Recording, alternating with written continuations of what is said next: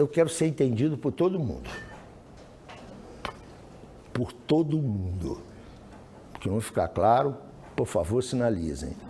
Uma das coisas mais complicadas em quem leciona, tanto na graduação quanto na pós-graduação, são algumas palavras mágicas.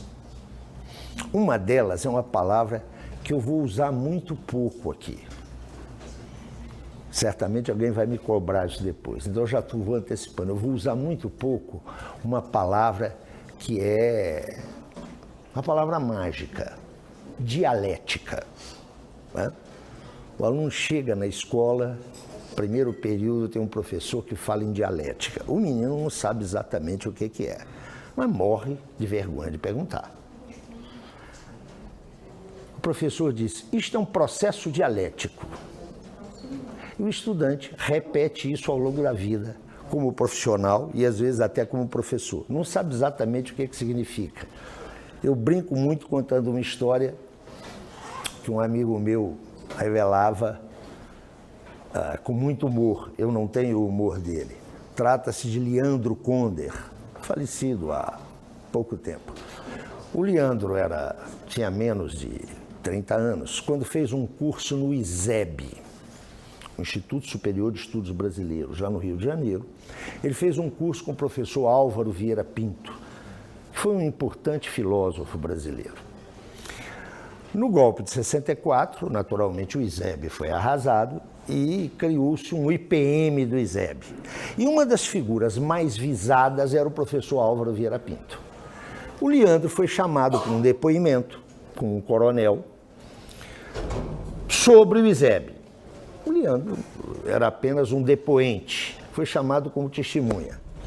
Entrou lá numa sala, um coronel muito educado o recebeu, disse a razão de chamá-lo, e ao lado tinha um sargento com uma máquina de escrever que reduzia a termo os depoimentos que vinha colhendo.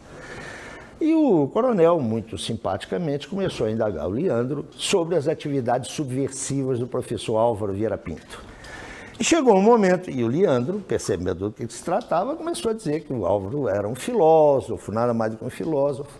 E num determinado momento, o coronel resolveu apertar e disse, mas o senhor não acha que os cursos do professor Álvaro Vieira Pinto eram para subverter a legalidade constitucional, instaurar o comunismo e agitar as massas? E o Leandro, que era um diplomata, disse, não, coronel. Primeiro que as massas não estavam aqui assistindo cursos. Segundo que o pensamento do professor Álvaro era um pensamento muito sofisticado, muito abstrato, e as massas não o entenderiam.